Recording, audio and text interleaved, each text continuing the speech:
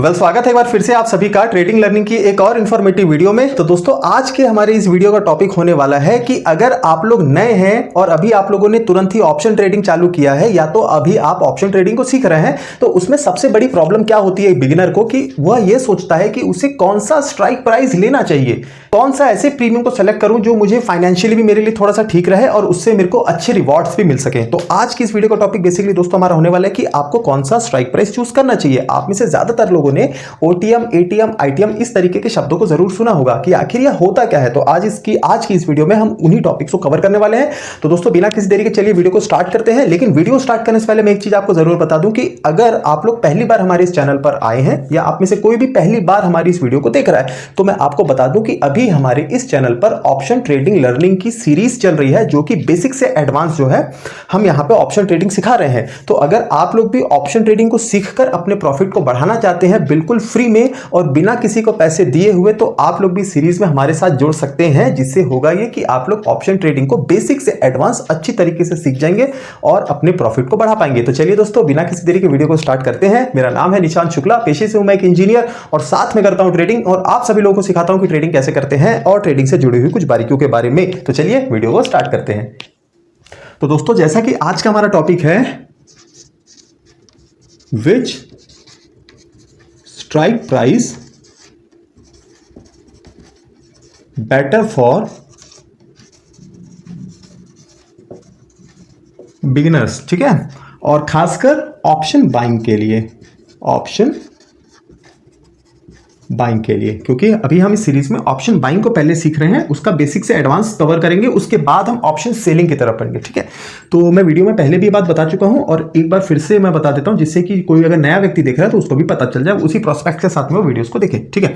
अब देखिए इसमें होता क्या है कि कौन सा स्ट्राइक प्राइस आपको चूज करना चाहिए। अब मैं आपको बोर्ड में समझाने से पहले थोड़ा सा शॉर्ट तरीके से समझाने का कोशिश करता हूं। देखिए होता क्या है, जब आप लोग किसी इंडेक्स में जाते हैं और आपको कोई इंडेक्स में बाइंग करनी है, ठीक है, कोई भी इंडेक्स हो, Nifty 50, bank Nifty, mid cap, Nifty, Sensex, bank x, Sensex 50, कोई भी XYZ इंडेक्स अगर हो, तो आपको अगर वहां पे ट्रेड करना है तो आपको ऑप्शन चेन में जाने के बाद आप वहां पे स्ट्राइक प्राइस सेलेक्ट करते हैं। क्लियर हो गया।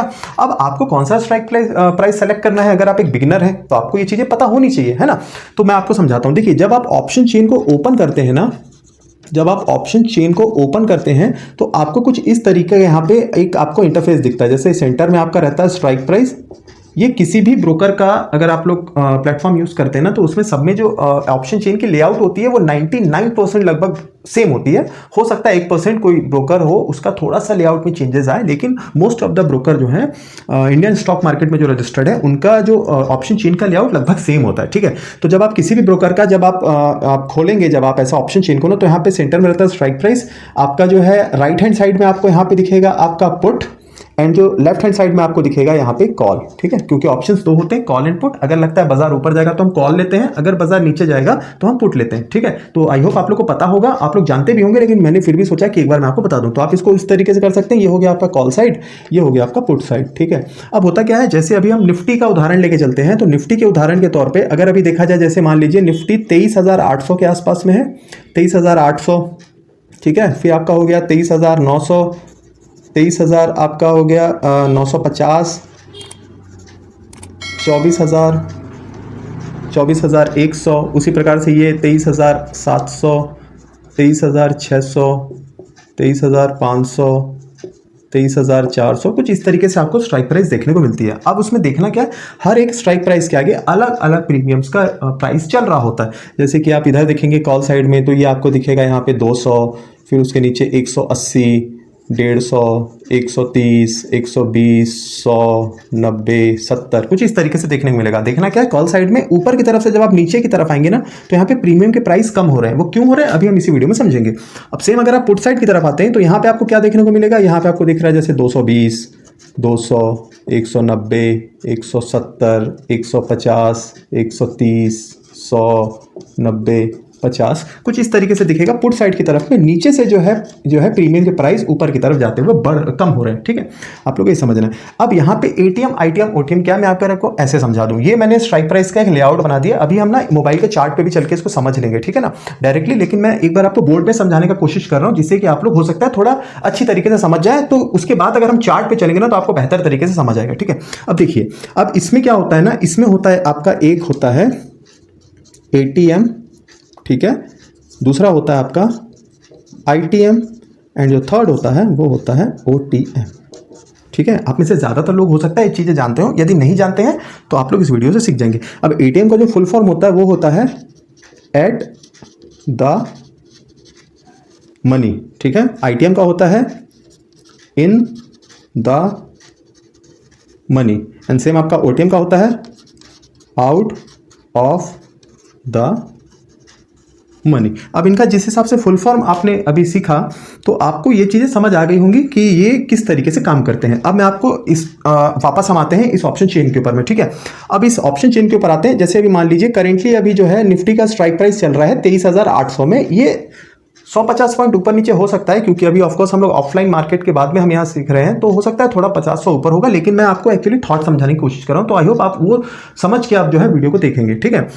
अब देखिए, निफ्टी का भी करंट स्ट्राइक प्राइस चल रहा है 23,800 के आसपास। तो अब इसमें जो पहली चीज है एटीएम, एटीएम क्या होता है? एटीएम वह स्ट्राइक प्राइस होता है जो कि करंट स्ट्राइक प्राइस से ना कि बहुत ज्यादा दूर हो और ना ही बहुत ज्यादा पास हो। तो अभी आप देखेंगे तो जैसे यहाँ पे अब एक चीज और देखना है आपको, जो स्ट्राइक प्राइस आप खोलेंगे ना, तो ये जैसे मैंने 100 पॉइंट्स के इंटरवल में लिखा है, 23,800, 23,900, 23,000, यहाँ 950, फिर 24,000, 24,100, सेम 23,700, 600, 500। लेकिन ये क्या होता है ना, ये 50-50 पॉइंट के इंटरवल में आपको ज्यादातर ब्रोकर के जो है ना ऑप्शन चेन पे देखने को मिलेगा 50-50 पॉइंट का इंटरवल होता है। वो कैसे? जैसे 23,800 के बाद 700 नहीं आएगा, 23,750, फिर 700, फिर 650, फिर 600, कुछ इस तरीके से। आई होप आप लोग समझ रहे होंगे, ठीक है।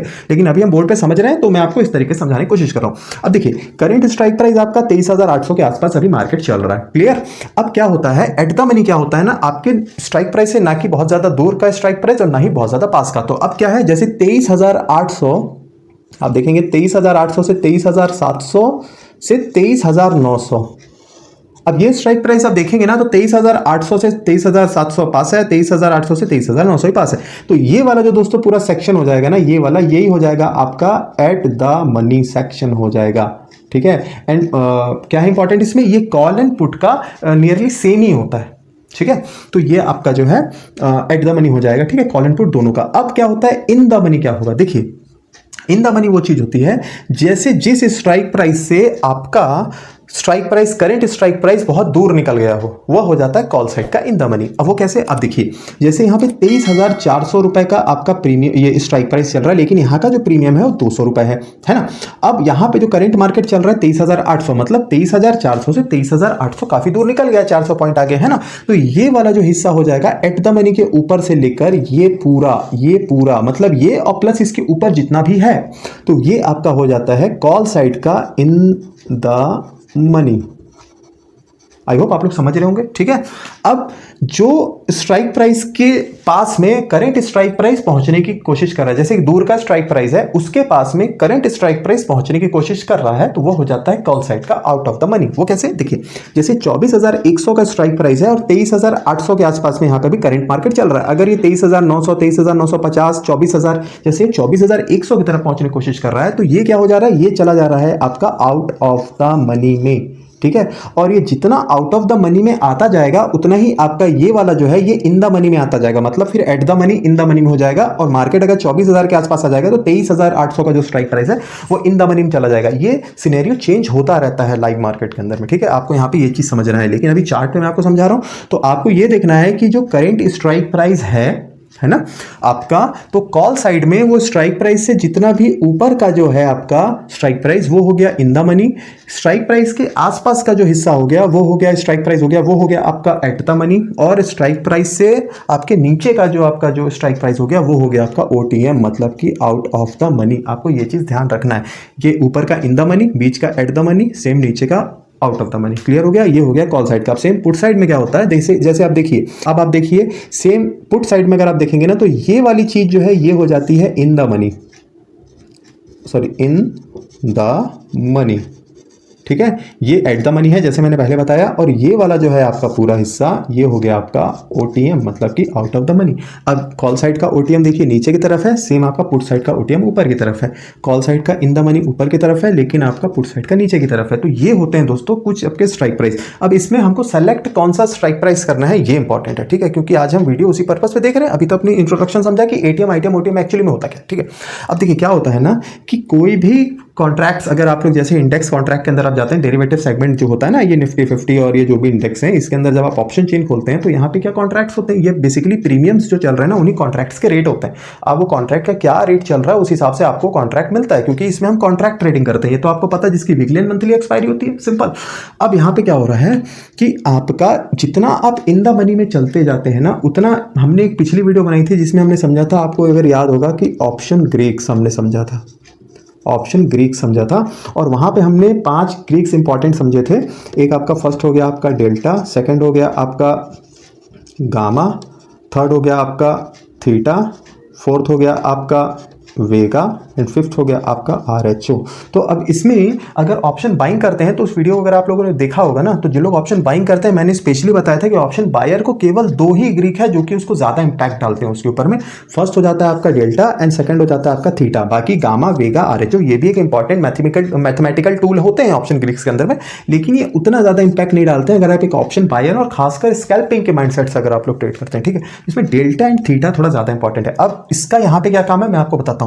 देखिए डेल्टा मैंने आपको बताया था कि अगर आपका डेल्टा 0.5 के आसपास चल रहा है, तो अगर आपके ऑप्शंस आपके अंडरलाइंग एसेट्स में अगर 100 रुपीज का पॉजिटिव अगर मूव आता है तो आपका डेल्टा कॉल साइड में 50 रुपये बढ़ जाता है, ठीक है। आपके प्रीमियम आपने 100 रुपये का खरीदा है तो वो 150 रुपये का हो जाएगा, ये मैंने समझाया था, ठीक है। और सेम अगर वो नेगेटिव इंपैक्ट डालता है अंडरलाइंग एसेट, तो आपका पुट साइड का जो डेल्टा है अगर वो -0.5 है तो आपके पुट के प्रीमियम 50 रुपये बढ़ जाते हैं 100 रुपये के चेंजेस आने पर अंडरलाइंग एसेट के नेगेटिव, है ना। ये अब तो आपका 100 रुपये से वहां पुट 150 रुपये का हो जाएगा प्रीमियम, यही आपका प्रॉफिट होता है। आपने 100 में खरीदे 150 में बेचा तो 50 रुपये का पर क्वांटिटी आपका प्रॉफिट है, सिंपल क्लियर समझ आ गया। अब देखिए इसमें नेक्स्ट क्या है कि आपका जितना आप इन द मनी में जाते जाते, जैसे कॉल साइड का ये इन द मनी में जितना जाएंगे, ये एट द मनी है, फिर in the money in the money in the money, जितना डीप इन द मनी जाते जाते ना, तो वहां पे क्या प्रॉफिट होता है, वहां पे आपका डेल्टा हमेशा बढ़ता है, डेल्टा बढ़ता हुआ रहता है। तो जैसे अगर ये वाला एट द मनी जैसे 130 रुपये का स्ट्राइक प्राइस में 0.5 का अगर डेल्टा है कॉल साइड का, तो अगर मैं एक स्ट्राइक प्राइस थोड़ा सा ऊपर जाऊंगा जिसमें 150 का प्रीमियम चल रहा है, तो वहां पे हो सकता है मेरा डेल्टा हो जाए 0.55। अब क्या होगा कि अब अगर अंडरलाइंग एसेट में 100 रुपए की कॉल साइड की मूवमेंट आती है, ठीक है, पॉजिटिव मूवमेंट आती है, तो अब मेरे प्रीमियम 100 रुपए का जो मैंने खरीदा था 155 रुपए हो जाएगा। आप बात समझे, यहां पे इस स्ट्राइक प्राइस पे मेरा जो है 100 से प्रीमियम 150 हुआ, लेकिन सेम उसके एक ऊपर स्ट्राइक प्राइस पे मेरा 100 से 155 हो गया, मतलब मुझे 5 रुपए एक्स्ट्रा प्रॉफिट हुआ वहां पे, है ना। वो क्यों हो रहा है, क्योंकि आप इन द मनी के अंदर में बढ़ते जा रहे हैं, ठीक है। ये हो गया डेल्टा। अगर आप ये 200 वाला प्रीमियम खरीदेंगे तो हो सकता है आपका डेल्टा जो है यहाँ पे वो 0.7 के आसपास का हो। अब 100 रुपए का अगर आपका फर्क अगर पॉजिटिव मूवमेंट आता है अंडरलाइंग एसेट पे, तो यहाँ पे आपके 100 रुपए का जो आपने प्रीमियम खरीदा है वो 170 रुपए हो जाएगा, मतलब 70 रुपए आपके बढ़ गए। तो अब देखिए इस स्ट्राइक प्राइस पे जहां पे आपके 50 रुपए बढ़ रहे थे आपके प्रीमियम पे, सेम इसी स्ट्राइक प्राइस पे आए तो आपका यहाँ पे 70 रुपए बढ़ रहा है, क्लियर हुआ। अब हालांकि ये बात अलग है कि यहाँ पे आपने जो अमाउंट दिया था कॉन्ट्रैक्ट प्रीमियम के अमाउंट जो दिया था 130 रुपए के हिसाब से दिया था पर क्वांटिटी, और यहाँ पे आपको 200 रुपए के हिसाब से पर क्वांटिटी तकरीबन देना पड़ रहा है। उदाहरण के तौर पे अगर आप 100 क्वांटिटी के साथ ट्रेड कर रहे हैं तो इस स्ट्राइक प्राइस को खरीदेंगे तो आपको 13,000 रुपए लग रहे हैं आपके कॉन्ट्रैक्ट्स को खरीदने के लिए, है ना। 100 क्वांटिटी अगर खरीद रहे हैं, लेकिन अगर आप सेम 200 का स्ट्राइक प्राइस अगर आप खरीद रहे हैं यहाँ पे 200 रुपए वाला प्रीमियम, तो आपको वहाँ 20,000 रुपए देने पड़ रहे हैं, मतलब 7,000 रुपए एक्स्ट्रा देने पड़ रहे हैं। लेकिन उसके अगेंस्ट में आपके प्रीमियम वहाँ पे जल्दी मूव हो रहे हैं क्योंकि इसका डेल्टा बढ़ा हुआ है। आपको एक चीज ध्यान रखना है कि जितना आप इन द मनी के अंदर जाते जाएंगे आपका डेल्टा बढ़ता जाता है। अगर डेल्टा बढ़ रहा है आपका, तो वहाँ पे जो भी अगर आपके फेवर में अगर मोमेंटम आता है ना, तो वहाँ पे आपके प्रॉफिट जो है काफी जल्दी होते हैं ऑप्शंस के प्रीमियम पे, ठीक है। सेम अगर आप नीचे देखेंगे तो यहाँ पे पुट साइड ऐसे ही काम करता है। पुट में अगर आपका देखिए जैसे 0.5 मैंने बताया, आपका 100 का 150 हुआ तो कोई 0.-0.7 अगर आपका डेल्टा है, तो वहां पे अगर नेगेटिव इंपैक्ट आता है अंडरलाइंग एसेट पे, तो आपके पुट के प्रीमियम वहां पे 70 रुपए बढ़ जाते हैं, ठीक है। तो ये कुछ होते हैं दोस्तों तरीके जिससे कि आप अपने मनी मैनेजमेंट को देखने के हिसाब से कौन सा स्ट्राइक प्राइस आपको शूट कर रहा है या कौन से स्ट्राइक प्राइस पे आपका बजट बैठ रहा है ना, तो आप उस तरीके से स्ट्राइक प्राइस को सेलेक्ट कर सकते हैं। अब अगर ज्यादातर लोग ऑप्शन ट्रेडिंग करते हैं ना, तो लोग एट द मनी के आसपास करते हैं। देखिए एट द मनी इसलिए करते हैं कि एट द मनी के प्रीमियम लगभग आपको अगर निफ्टी की बात करूँ ना तो मैं हमेशा 100 से 125 रुपए के बीच में मिल जाते हैं अभी के टाइम पे। जब मैंने स्टार्ट किया था तब तो आप बिलीव नहीं करेंगे, ये हमको 50 रुपए से लेके मतलब समटाइम 30 रुपए, 50 रुपए से 70 रुपए मान लीजिए, इतने भी मिल जाता था आज से लगभग 4 साल पहले थे। लेकिन अब 100, 125, अब धीरे धीरे रेट भी बढ़ रहे हैं ना, प्रीमियम के रेट बढ़ रहे हैं। अभी तो काफी सारे सर्कुलर आ गए, उस वजह से जो है प्रीमियम्स काफी महंगे हो गए हैं। लेकिन एक टाइम पे एट द मनी 50 से 70 रुपए मिल जाता था कॉन्ट्रैक्ट के नेक्स्ट डे, कॉन्ट्रैक्ट एक्सपायरी के नेक्स्ट डे की बात कर रहा हूँ मैं। प्रीमियम थोड़े सस्ते होते थे, अभी थोड़े महंगे हैं। तो ज़्यादातर लोग क्या होता है ना, एट द मनी के आसपास में इस वजह से ट्रेड लेते हैं, इस वजह से अपनी पोजीशन बनाते हैं कि एक तो वहाँ पे उनको प्रीमियम लगभग 100 से 125 के आसपास मिल जाते हैं, और उनका जो वहाँ पे डेल्टा होता है ना वो लगभग उनको 0.5 के आसपास में मिल जाता है। कॉल या पुट दोनों तरफ का लगभग सेम ही होता है, कहीं पे हो सकता है 0.49 हो, या हो सकता है 0.51 भी हो, या सकता है 0.55 भी हो, लगभग इस हिसाब से डेल्टा रहता है। और ये डेल्टा उनको कॉल एंड पुट दोनों तरफ के लिए, जहाँ पे आपकी पोजीशन है उस तरफ के लिए उनको मिल जाता है। तो उनको क्या होना, वो प्रीमियम को खरीदना, मतलब कॉन्ट्रैक्ट को खरीदना उनको थोड़ा कन्वीनियंट हो जाता है बजट के अकॉर्डिंगली अगर आप देखेंगे तो। लेकिन अगर जो लोग काफी बड़े पैसे वाले होते हैं और जिन लोग के पास फंड अच्छा होता है ना, तो वो लोग थोड़ा सा इन द मनी की तरफ जाने की कोशिश करते हैं, मार्केट का सेटअप देख के, प्राइस एक्शन देख के। तो अगर इन द मनी में ऑलरेडी है, ठीक है, अगर 0.7 का उनका डेल्टा चल रहा है और अगर मार्केट उनके फेवर में ही मोमेंटम दे देता है ना, तो उनका डेल्टा लगभग 0.9, 0.95 पहुंच जाता है। मतलब फिर उनको अगर स्पॉट प्राइस 1 रुपया बढ़ रहा है ना, तो उस हिसाब से इनको यहाँ पे उनके प्रीमियम भी 1 रुपया बढ़ जाते हैं लगभग। तो उस हिसाब से लोग ट्रेड करते हैं। हालांकि अभी अब जब एडवांस में बात करेंगे ना इस चीज़ को लेकर, तब हम इस चीज़ को और बेहतर तरीके से समझेंगे। तो आई होप दोस्तों आप लोग समझ रहे होंगे। अब देखिए, अगर आपका डेल्टा बढ़ रहा है इन द मनी में ना, तो यहाँ पे क्या होता है, आपका थीटा कम होता है, इसमें आपका जो है थीटा कम होता है। थीटा मैंने आपको पहले बताया, थीटा आपके टाइम वैल्यू को मॉनिटर करता है। आपके जब आप कोई प्रीमियम खरीदते हैं ना, तो उसकी दो वैल्यू होती है, एक इंसेंट्रिक वैल्यू, एक टाइम वैल्यू, जिसको इंपल्सिव वैल्यू भी बोला जाता है, ठीक है। एक इंसेंट्रिक वैल्यू, एक टाइम वैल्यू, ठीक है।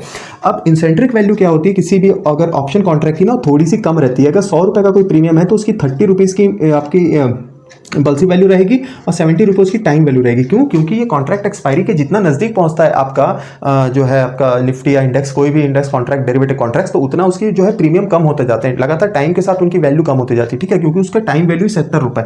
तो अब क्या होता है ना, अगर आप इन द मनी के अंदर ट्रेड करते हैं ना, जहां पर डेल्टा आई है, तो वहां पे क्या होता है, आपकी इंसेंट्रिक वैल्यू बढ़ी हुई रहती है, जिसको इंपल्सिव वैल्यू। अगर मैं इंपल्सिव और इंसेंट्रिक दोनों बोलूँ तो आप लोग रिलेट कर सकते हैं, दोनों एक ही चीज होती है, इससे कोई फर्क नहीं पड़ता, ठीक है। तो वहां पे आपकी इंसेंट्रिक वैल्यू हो सकता है आपकी यहाँ पे वो 70 रुपये और आपकी टाइम वैल्यू यहाँ पे 30 रुपये। तो आपकी टाइम वैल्यू कम है, मतलब आपका थीटा का जो डिके करेगा ना प्रीमियम, वो थोड़ा धीरे करेगा, थोड़ा कम करेगा, ठीक है। तो वहां पे आपके प्रॉफिट होने के चांसेस ज्यादा रहते हैं।